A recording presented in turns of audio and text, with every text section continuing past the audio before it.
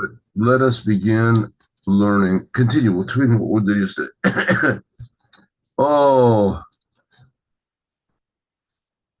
we're talking about Yosef and Yehuda. This week's Torah portion talks about Yosef and Yehuda. And like we said before, Yehuda is one of the sons of Yaakov, and so is Yosef. But Yosef has become the king of basically of the whole world, the king of Egypt, and Egypt ruled the whole world. And Yehuda is nobody. He is one of the one of the millions or whatever is people in the world that's starving. They're all starving. And now Yehuda is approaching Yosef and begging him. What's he begging? Not only is he starving, but also Yosef accused the brothers. They don't know that Yosef is their brother. He's the king of the whole world. They couldn't imagine. Just a few years ago, they tried to kill him. That's how he became king. They sold him into captivity. So Yosef, he's the he's the king. Yehuda is trying to accompany him. They're trying to approach him. Says the Rebbe, what these two figures, Yosef and Yehuda, they're two big leaders in the Jewish people. Yosef, in a way, is like the ultimate leader of the Jewish people, the ultimate leader. He ruled over Egypt. Egypt was like the worst country in the world as far as ethics and how do you say and modesty goes. They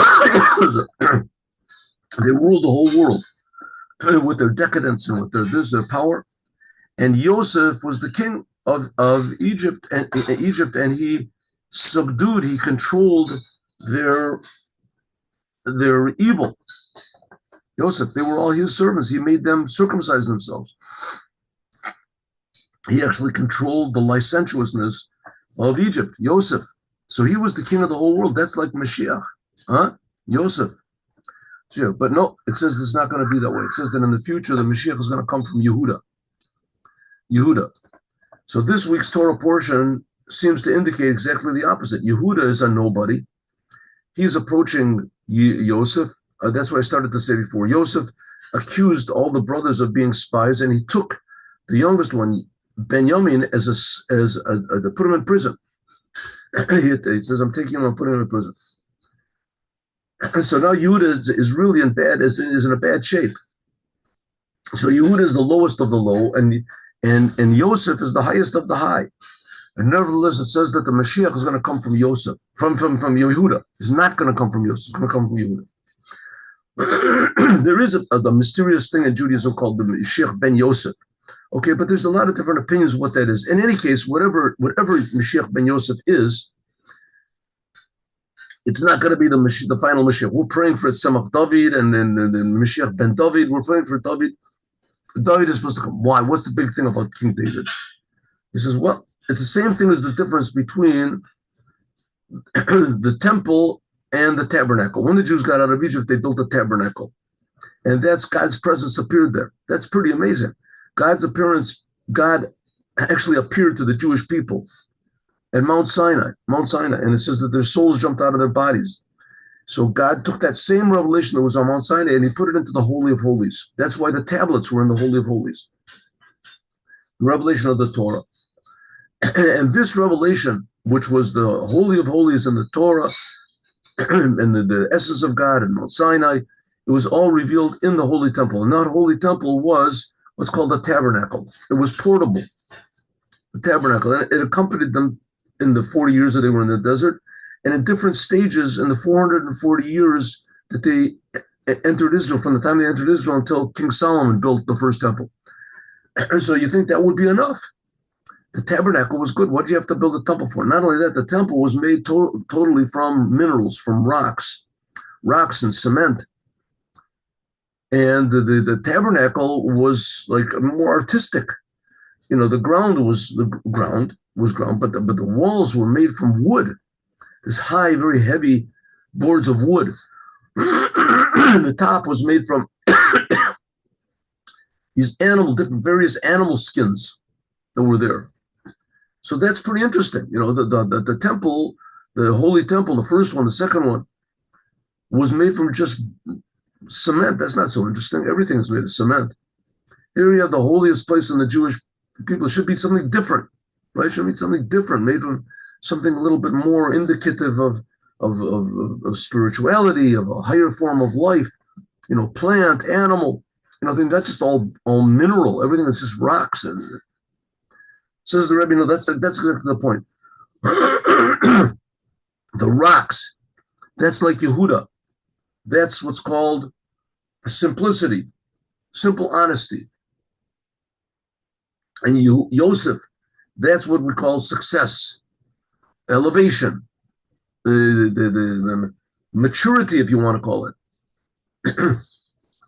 Spirituality. Yosef is like a tzaddik. He's like the holy of the holies. That's like the goal of the Jews, is to be holy of holy, right? He says, yeah, that's a goal, but that's not the goal. The goal is that everything in the world should reveal godliness. And those people who are tzaddikim, the holy of holies, they can reveal godliness only in things that are receptacles for holiness.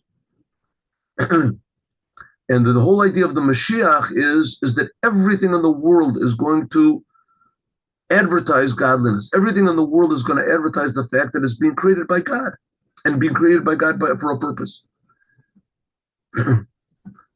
So the tabernacle, even though that it goes from level to level, it's mineral, and then above that the walls are made of vegetable, and above the ceiling is made of animal.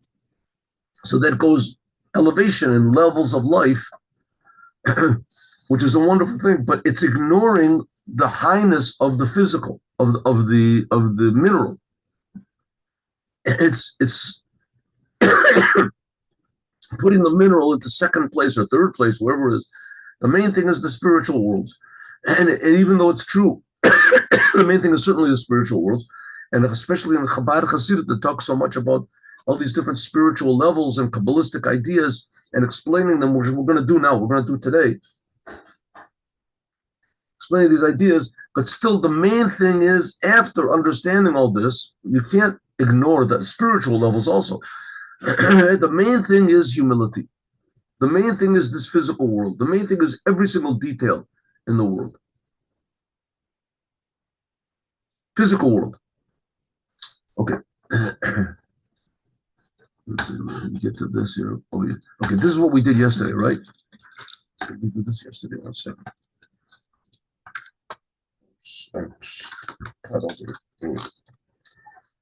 Okay.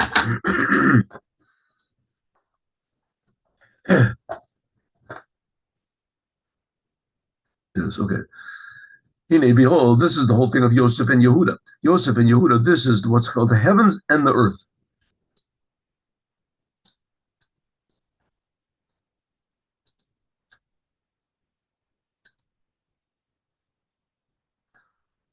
What did I do? What did I do? What did I do? I pressed the wrong button. What happened? Hey. I pressed the wrong button. 1 second. That's not good. Okay, what can I do? Oh, that's awful. Look at this. Okay, here we go. I have to start this thing brand new again. 1 second. Oh, please. Here we go. Here we go.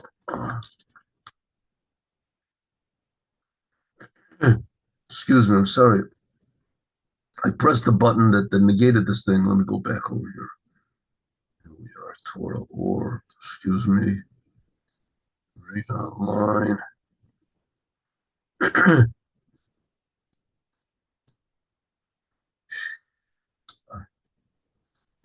Isn't this awful? Here we go. It's like 95, something like that. Yigash. Yes. Okay, we got the right place. Here we go. Let's go. Behold, this is also the idea of Yosef and Yehuda.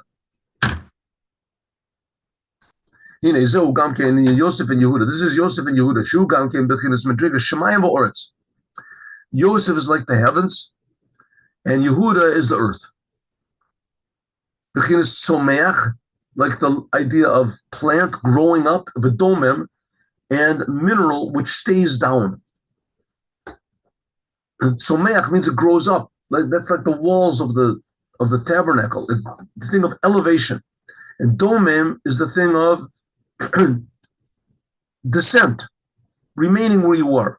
Yosef is the language of tosefet, adding. The reboy, shemitosef, that it adds on and continues.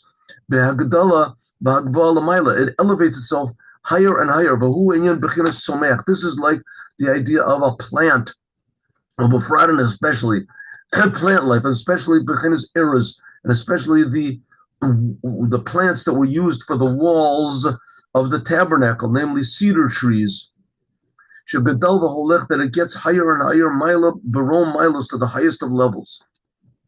Like it is written, Tzaddik Katamar Yafrach, like it says, a Tzaddik will grow up like a Tamar, like a, whatever it is, like a, what is it,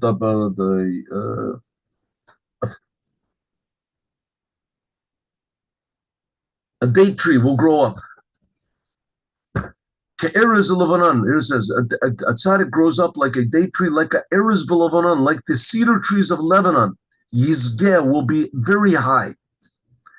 Okay, so now Kabbalah. This is the level of what's called Zer Anpin of Atzilut.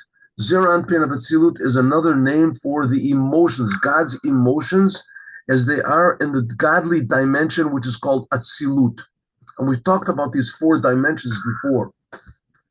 We've talked about the 4 dimensions of godliness that there are before. In any case, Atzilut is the purest, highest level of godliness that there is. The purest level of godliness that's relevant to this world. That is the emotions of God, God's power. God, we call God the Almighty, right? That's God's Gevura. God is the merciful one. That's God's the aspect of mercy, Rahman, right? We call God. God is giving. God always gives. That's the essence of God. The essence of God is to give. He creates the world. He creates us. He gives us. That's all from the aspect of what's called Atzilut. That's how God comes down, if you want to call it, from his infiniteness to a level of infiniteness that's relevant to us. That's called God's emotions, God's personality. That's Atzilut. So the emotions of Atzilut, God's power, God's kindness, God's good, God's beauty, that's the aspects of godliness. And this is called Someach. This is called plant growing up. Why? If you compare it to what's called Malchut. Malchut is another aspect of God, that from Malchut, that is what God creates the world with. That's the letters of God that he uses to create the world with. That's called Domem. Like it's written in another place, Barichot, and long length, Shamirot, that the emotions of God, Yesh B'hem Tzmicha, that they grow. Of la otiot, but the letters, Heim Bechinas Domem,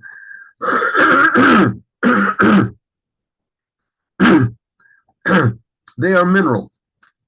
So simply, when a person connects himself to the greatness of God, he thinks about the greatness of God, you start to be aware of how great God is, how amazing God is that causes you to change yourself.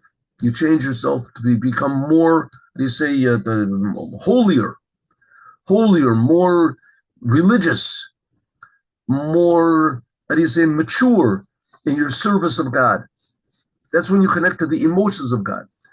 But the aspect of Malchut of God, that means that God is that's the simplest aspect of God, that God creates me. That's what's called Malchut. Malchut means God's kingship, the letters that God creates the world with. God creates me. When I feel that God creates me, what does it mean? That I'm nothing. I'm absolutely nothing. I'm just a creation. I'm being created from nothing. I'm a big miracle.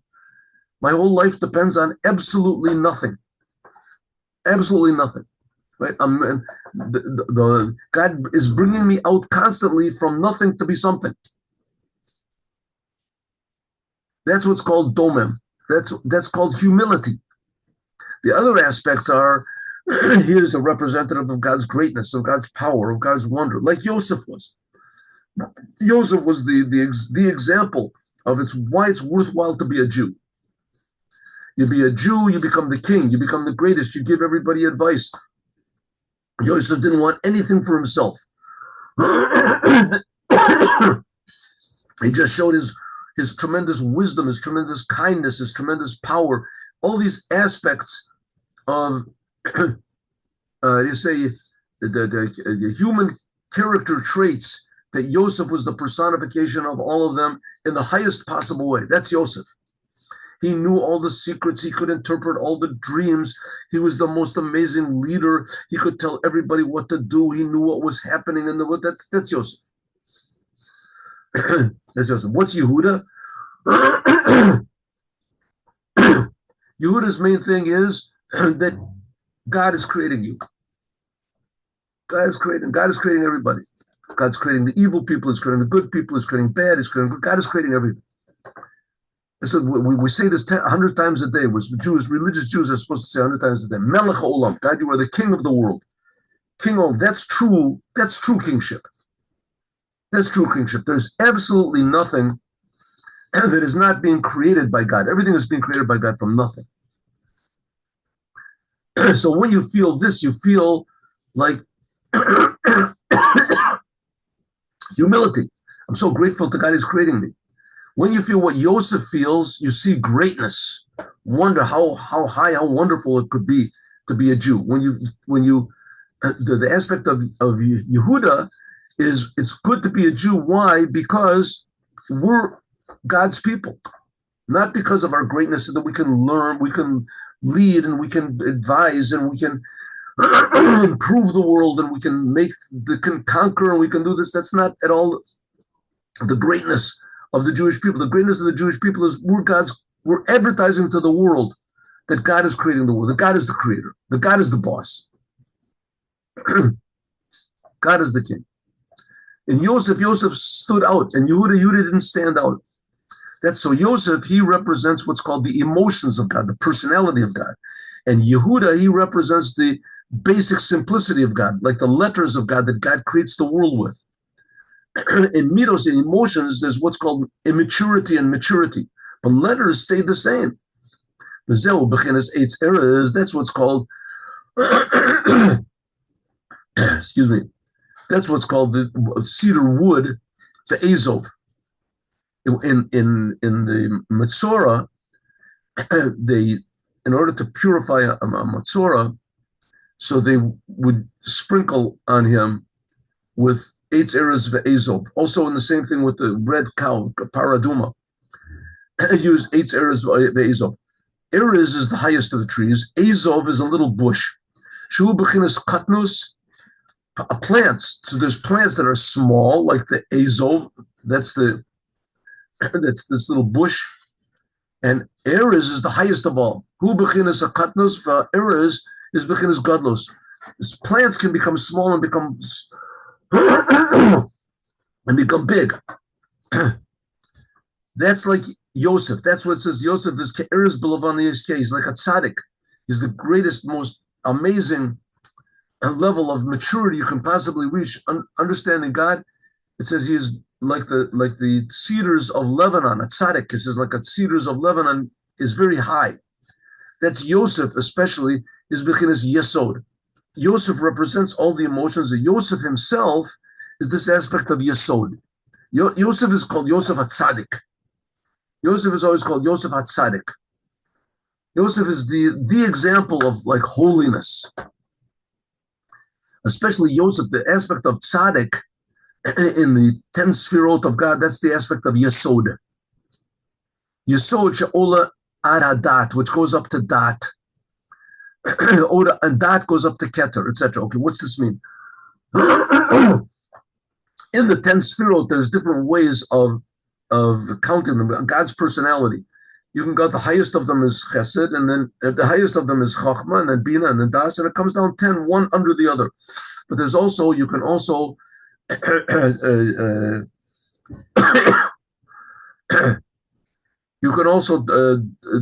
categorize them in these 10 sfirot.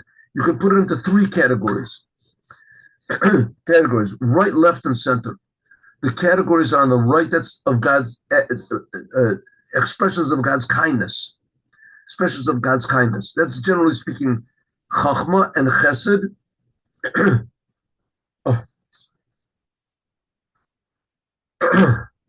And Netzach.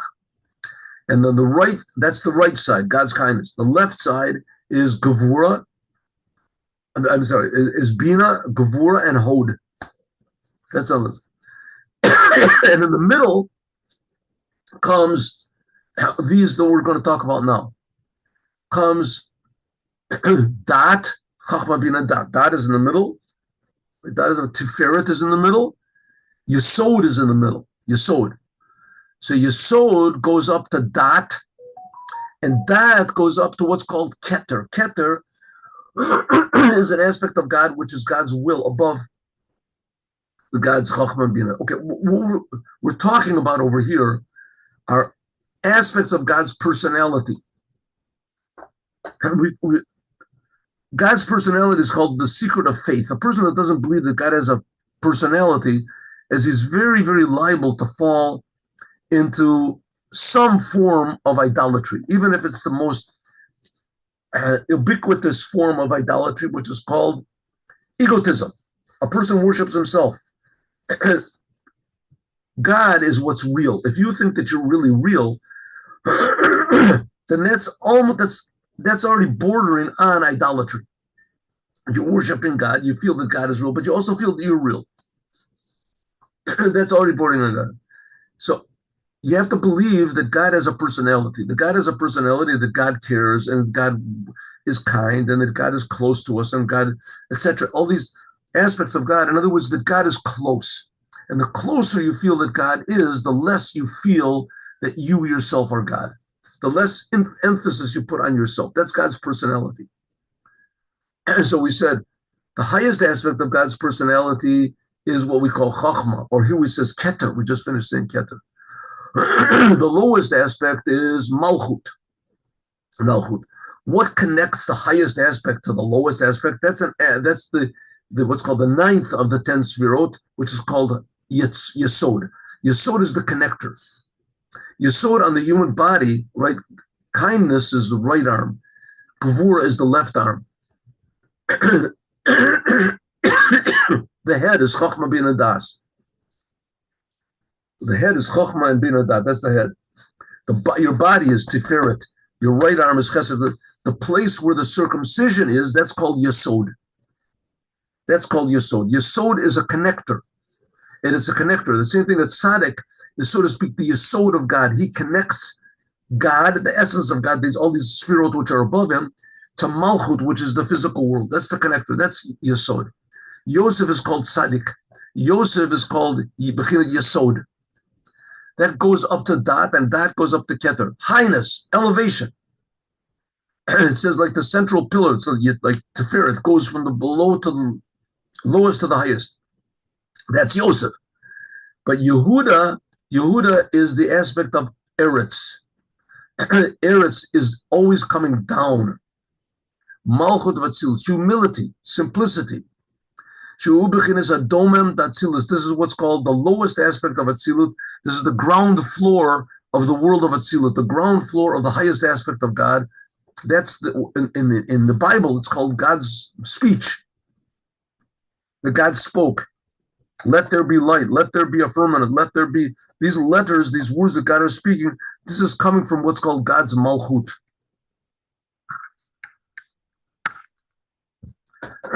Look, and therefore Yehuda, he's the language of Hoda'ah, of surrender, thanks, gratitude, bittul, surrender. Shadomim, that's the aspect of the ground. Yeshbechin is bittul biyota. The ground is the most, as I said, negated, has no, it's dead. The ground, so to speak, is dead. But interestingly enough, from the ground, everything grows. Everyone needs the ground. The ground is the essence. That's what God made the world, created the world. Right? It says he created the world. The main thing of the world is the ground. Man is made from earth. It says everything is word, right? Made from Adama. Everything was made from the ground. God didn't create the animals and human beings. He didn't create them from spirit or whatever. He could have done anything he wanted to. He created the ground from nothing, so he could have created man from nothing, but he didn't want to. He created man from the ground. And that's what we have to remember. We're essentially just dirt, and how we're alive is because God is. This is faith. This is what's like Jewish faith, right? There's no proof of this. Science won't prove it. But it's faith, it's Jewish faith, and faith is the basis of what man is. Man can elevate himself, and he can realize the truth. Animals don't even care about the truth. Animals just care about the keeping existing. The humans can care about the truth, right? And the truth says that's the truth is what Mashiach is going to reveal. The truth is that God is creating everything, and that everything is like rocks, everything. Okay, but after everything is created, it doesn't seem that way. There's higher people, there's lower people. Okay, so it says, in the order of creation now, this is something interesting. I will get to it. Yosef is higher than Yehuda. Sha'ariya Malchut, because the humility of Malchut, this receives everything from the upper worlds, from Zer Anpin, from the emotions of God. And therefore, Yosef, he was the king in Egypt. That's the aspect of Someach, growing up. Gidel v'Hisnasos, Yosef was superior. He was elevated over everyone. Huya Mashbir, he was the one that provided for everybody. And Yehuda, he was the one that was receiving. That's what it says, V'yigash alav Yehuda. That's this week's Torah portion. That Yehuda was the one that approached Yosef. Yosef was a king, and Yehuda was a nobody.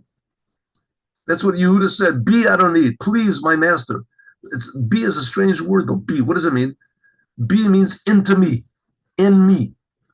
Yehuda said, in me, my master. Pirish, what does it mean? Shabo, that into me, Yum Shechashefa, Yehuda said, inside of me, which is Malchut, should be drawn down this blessing from Yosef. Tzaddik. The heavens are higher. The earth depends on the heavens. Come over like it explains in the Zohar. The Yigash, what does it mean for Yigash? Harihit Karvuta Alma Ba'alma. This is coming close from one world, the upper worlds, to the lower world. Hainu Alma Tatoa, the lower world. Bechinas Malchut, that's Yehuda. Yehuda was coming close to Yosef. The lower world, which is Malchut, unites with the upper worlds. That's Zeranpin, to receive the flow. That's like prayer. We would pray every day. We're trying to come close to the upper worlds, and we're asking God, please, God, heal the sick, bless the year. This is like it is how it was in the Mishkan, in the tabernacle.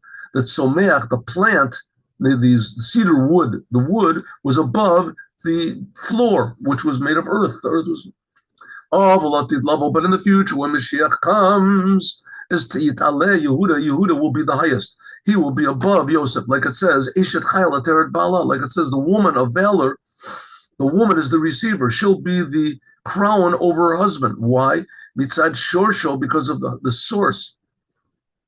The source of the earth is higher, like we said before, that God, in God's thought, the first thing in God's thought was the physical earth. And that's why it says in the Torah, in the beginning of the Torah, it says that God created the heavens and the earth. The heavens were first. But a few sentences later, a paragraph later, it says that God created the earth and the heavens. It says the earth is first. So the earth is first. That's talking about in the days of the Mashiach. That's what it means, that the earth rose up in God's thought. The first thing in God's thought was the finished product. What's the finished product? The earth. So the earth was the first thing rising up in God's thought when he created the world. What does it mean, thought? Thought is chashav ma. Is to think about ma. What's ma? We said before, ma is surrender to God. Hainu tachlit bitul. Somebody asked me a question in this. The word bittul seems to imply two different things. Bittul seems to imply that you just erase the thing. It's just nothing. On the other hand, bittul seems to imply that no, that it's the thing becomes surrendered to something, attached to something above it. So in a way, it means two things. Bittul can mean totally erasing all the bad, egotism, and bittul also can mean increasing in the good, attaching yourself to something higher. Attaching yourself to something higher. So in order to attach yourself to something higher, you have to empty yourself from all the bad and negative things. So bittul means two things. Bittul means you don't pay attention to any of your egotistical desires and urges. That's bittul. But also you surrender yourself to what's above. Shehu b'chinas chachma. This is the level of chachma of atzilut. Koach ma. Okay, so that's like what we're saying. On one hand, chachma, which is the highest aspect of atzilut, is called chachma koach ma, because it has the ability to receive what is above it. Receives what's above it. So that's the aspect of bittul, which is good. Which is good. And sometimes it's bittul means sur mirah. You have to turn away from bad. Generally speaking, bittul means stop being what you are and be something else. Whether it means getting rid of the bad things that you have or in getting new good things that you have. That's bittul. Hine, behold, Abba, Yosef, but I mean, bittul is really the secret of life. It's the secret of everything. You could just anything. A person wants anything to succeed. He has to have bittul. He has to be willing to receive from something above him. That's why God created the world. That's why God created the world. Behold, that's really the big problem. I'm just going back to this whole woke movement stuff. People say the way you are is okay. You don't have to improve yourself. You just do what you want to. This is a tremendous, terrible mistake. God created the world in a way that we must improve ourselves, that everyone is born with bad, destructive, self-destructive tendencies, everybody. And you have to work on yourself. You have to get rid of your egotism and your anger and your depression and your lusts and things like that. That's called bittul, the bad part of bittul. On the other hand, everybody has to learn. You have to learn how to play the piano. You have to learn how to play. Even the biggest genius, Mozart or whatever, he had to learn. He had to hear music from somewhere else, right? And he had to learn. He had to receive. So that's the idea of bittul. Bittul, that's the ultimate example of bittul is what's called chachma of Atzilus. The highest aspect of Atzilut. Atzilut is a world. And in order for that world to receive from the creator of the worlds, it has to have some aspect which is the willing to connect to its creator, to negate itself. That's what's called chachma, chachma of Atzilus. Sometimes chachma is called faith. Faith. Behold, Abba Yosef Brata, it says that the father founded the daughter. There's a lot of different names given for the sfirot. Chachma is called father, and Brata, the daughter, is called Malchut. Malchut, the aspect of surrender of that's found in Malchut, the lowest aspect, that comes from the surrender which is found in the highest aspect. The upper wisdom of God is called the upper fear. And the Chachma Tatoa and the lower wisdom of God, that's Malchut. That's what we said. The father gives birth to the daughter. Chachma is directly connected to Malchut. Both of these are aspects of fear. Fear. Now, generally speaking, in this world, fear is not a good thing. But if you think about it, fear is a very, very good thing, a very healthy thing. And if there's no such thing as fear, is the world would be totally destroyed. There wouldn't be such a world. Everybody would just, it would just be, how do you say, might makes right. Everybody would just, do whatever they want. No one would be afraid of doing something wrong. No one would be afraid of killing people. What's the big deal? What's the problem? There has to be fear. That's why there's a policeman, there's police, and the police are good. Those people, the whole idea, that insane idea of defund the police is trying to say there shouldn't be any more fear. No more fear. Just everybody just do what you want to. You were created the way you are. Teachers, leave those kids alone, right? Nobody should receive anything from anybody else. This is a terrible, terrible, destructive mistake. Terrible, destructive mistake. It says that's the whole idea of upper wisdom and lower wisdom. You have to have fear. Fear means the awareness that there's something more real than you. It's close to the idea of having a conscience. You have a conscience, all of a sudden your conscience, a person's about to steal and your conscience says, don't do it, it's not right. And you think, who's that? Who's talking about it? It's a bad thing to do, don't steal. Right? Right, steal. Why? The guy's successful. He's a successful thief. He's a successful whatever it is. He's stingy. He's cruel. He's bad. And he's getting along okay. Something tells him that's not right. That's called fear. That's called the upper fear. Upper fear. There's also the lower fear. Lower fear means you're going to get punished. God will punish you if you steal. Shehub Malchut, this is what's called Malchut. He Yirat HaTorah, this is the lower fear of God. V'zeu Abba Yesod Brata, that's what it means that Chachma, which is the upper fear of God, the feeling that God has desires, you should do what God wants, not what you want. He founded Brata. Brata means that if you do go against God, God's going to punish you. God's going to punish you. Two types of fear. One is more pure thinking about God, and the other one is thinking about yourself. But nevertheless, both of them are bringing God into the picture. The upper fear is to give birth to the lower fear. And like we said before, that's also the idea of faith. You have faith that there's something more to the world than what we see. There's something more to good and bad. There's absolute good and absolute bad. I have faith that there is such a thing. I have faith that God will help me. I have faith that God will answer my prayers. I have faith. You don't know. I mean, so some people say faith in general is bad. Faith, no faith, you just live your own life. That was especially the French philosophers. The French philosophers were big on that. That the upper fear of Chachma is drawn down into Malchut, Yirat HaTorah. That in your lower day-to-day life, you should feel what's called the upper fear, your upper conscience of God. But in the future, it's going to be different. In the future, it's going to be Tit'aleh b'chinet Yirat HaTorah. The lower fear of God will be united with the upper fear of God, which is its source. Okay, and therefore, Tiya'az Ateret Bala. Therefore, the physical world will become Ateret Bala, will become the crown. Ki abitul hu lamayla medrega me'ava v'yira. Because bittul, surrender, is higher than the love and the fear of the emotions, which are drawn from chesed and gevur. Okay, let me just explain this. Let's take it on our person, in our own personality. A person can logically come to understand why you should fear God, why it's beneficial for you. Right? That's called religion in general. I'm not saying religion is bad. Religion is a good thing. Religion is a good thing. It keeps man controlled. It keeps man. Religion also can make you, do things for religion that you wouldn't even do normally. There's religious wars and things like that. But generally speaking, the idea of there's something above me, you sit and think, one second, one day I'm going to die. What's going to be when I'm going to die? Maybe I'm going to nothing, right? To sleep, perchance to dream. Maybe there's not going to be anything. But maybe there will be. Maybe there will be. Maybe, look, here's a book. It says if you die, you do what's against our religion. You're going to burn. You're going to get your eyes burned out. You're going to get, I don't want that.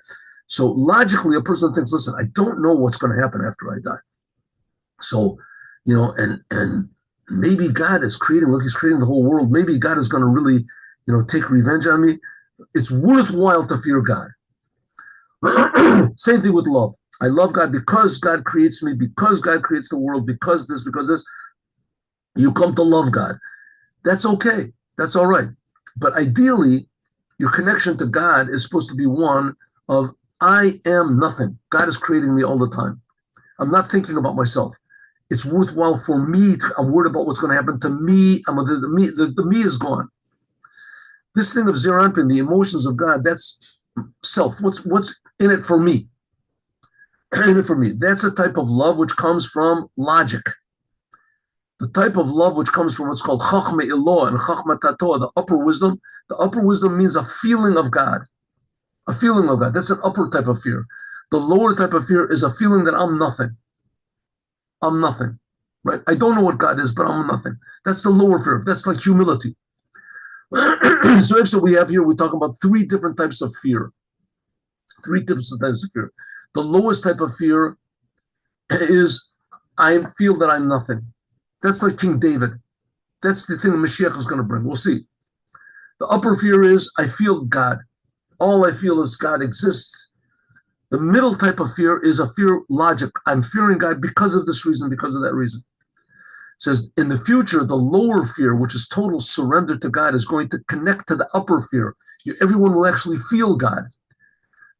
You won't have to have logic anymore. And therefore, even now, yesh ba'eretz bechinas bittul. Therefore, the earth is more surrendered than the heavens. Bechinas bittul, the year everybody tramples on the earth. That's the surrender of the upper fear. This is bechinas madregas Moshe Rabbeinu. For instance, Moses. Moses said, "Nachnu ma." Moses was the most humble person in the world because he felt God more than anybody else in the world. And that's what it says in our Haftorah, the Yigash. That the Yigash says that God says to Yechezkel, God says to Yechezkel, the prophet, how do they call it in Hebrew? Yechezkel. Chezkiel, the prophet Yechezkiel, says, Kach lecha, take one branch of wood and write on it Yehuda, and take the other one and write on it Yosef. Eitz Ephraim. Again, Yosef and Yehuda, this represents also the two kingdoms. We're going to talk about that in a second. I don't know if we'll get to it today. After King Solomon died, so he had a son which was called Rehoboam, and Rehoboam was not a good king. And the kingdom split. God took a prophet called Yerovam ben Nevat, and not a prophet, a great holy Jew called Yerovam ben Nevat. And Yerovam ben Nevat, he split the kingdom. He took the 10 tribes to the north. The 10 tribes of the north, they became the kingdom of Israel, and only 2 tribes they remained loyal to Rehoboam. They were in the south. That's where the Holy Temple was, in the south. That was called Yehuda. So it says, God's saying to Yechezkel Navi, that he's in the first temple, of course. It says, take 2 pieces of wood, right? So in Yechezkel's time, obviously there was 2 kingdoms. There was the kingdom, we said before, of Yosef, which is called also Ephraim, because this Yerovam ben Nevat, he came from Ephraim. And the kingdom of Rehoboam, that he came, that was Yehuda. So he says, take 2 pieces of wood, write on one of them Yehuda, write on the other one Yosef, Eitz Ephraim, and then put them both together. You'll see, look in the Haftorah, you'll see. Put this. I'm going to take the tree, the tribe, and the 10 tribes of Yosef, and I will put on them a love, and I will put over them the tree of Yehuda. And then it says, and of the David and my servant David, Melech Aleim, he will be the king over them. That's talking about the Mashiach. Perishki Ata, now Yosef, he's above Yehuda. Shehu Nimshal Erez, that he's compared to a cedar tree. Asher Gadol, that grows higher and higher. Kach Yosef, alav shayachim eser shefatim. Therefore, Yosef is relevant to the 10 tribes. He had more tribes. Yosef was bigger. He had 10 tribes. Like it says, Sham Shivtei Yisrael Chaverav. It comes that Yisrael, he was the one that had the 10 tribes of Yisrael, the upper part of Israel that was called Yisrael. Nimsa Shu comes out that he was majority of the tribes more than Yehuda. He was bigger than Yehuda. Shal Shem Zeh, that's why his name is called Yosef. Yosef means addition, adding, increasing. Hu Adat Elyon. So Yosef represents highness in Judaism, increasing in Judaism, knowing the whole Torah, knowing everything that there is to know. It says that's the idea of Yosef, a big tzaddik, increase, success. But in the future, when they're joined together, again, Yosef and Yehuda together, that what happened, it says that came along a king, I think it was Shalmaneser or something, and he conquered the 10 tribes. This is like 150 years before the temple was destroyed. Before Nebuchadnezzar destroyed the first temple, so came this king from Assyria, and he took away the 10 tribes, and nobody knows where they are. This is like already 2,500 years ago. Took away the 10 tribes. No one knows where they are to this day. It says the Mashiach is going to gather them all together. How that's possible, I have absolutely no idea. I mean, that these people, so it says that they live in some sort of a place which is on the other side of the river of Sambation that throws up rocks. It's going to happen. However, listen, the Holy Temple, it says, must weigh, 30 million tons or something. How much it weighs, I don't know. And it's there in heaven. This huge, massive building is there. And it says it's just going to come down. Mashiach is going to bring it down. Mikdash Hashem Konaneh. How that's going to be, I don't know. So there's going to be big surprises. In any case, for sure, the world can't stay the way it is now. In the future, it says when they join them together, Yosef and Yehuda together in the ultimate unity, then it's going to be Vayig. That's what this week's Torah portion is talking about. Vayigash Alav Yehuda. Yehuda comes close to Yosef. Echad be'echad, they become one. Yigashu v'zeh yeh la'atid lavo. This is going to be in the future. Then Yehuda will be higher than Yosef. Will reveal that humility and simplicity is the highest thing that there is. And that's why if you read the book of Psalms, you'll see that King David was always pursued. He was the king of Egypt. He was the king of Israel. I'm sorry. He was the king of Israel, and everybody hated him. He was always running away, and he was always being pursued by everybody. Right? It's amazing. Read the book of Psalms in English. Read it. It's the most amazing book. Here's King David. He's the choice of God. He's the Moshiach. He's the chosen one. And he's always being run after and pursued, and he's being pursued by the highest people. Right, the big Talmudi Chachamim, great geniuses, they're all being running after King David. Really quite amazing. Loch in there it says, Avdi David, then, but it says in the future, my servant King David, he'll be the ruler over all the Jews. Zeshikatuv, like it says, Lo Yochol Yosef Itapek. That's what it says in our week's Torah portion. It says that Yosef is not able to hold back when he admitted to his brothers. Why? Shenit Chabru, when Yosef and Yehuda were joined together in this week's Torah portion.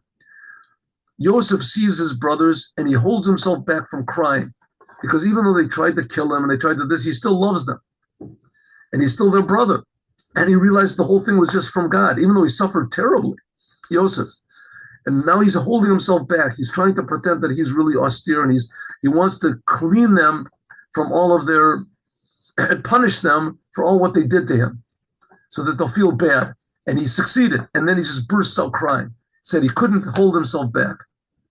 And it says, when Yosef said, listen, you know who I am? I am your brother Yosef. And their souls almost went out of their bodies. The Tachlis Achibur. At first, the brothers were saying, first of all, they were all afraid of Yosef. And Yosef said, you know who I am? I'm Yosef, your brother. They said, wow, this is amazing. You're still alive. We have nothing to be afraid of. He's our brother. All of a sudden they said, whoa, 1 second. We sold him into prison. We tried to kill him. Maybe we do have what to be afraid of. So their emotions were jumping around like a leaf in the wind. As the joint, then they became one. They became one. Oh. Says 1 second. Here we go. Should we do this? Okay, we got enough time. Let's try it a little bit. This is interesting. So it says, all of this we said before will be understood. What it says in the Kutia Shas, what is that? It comments in what it says in the Gemara, Nechelik, in the Gemara in Brachot.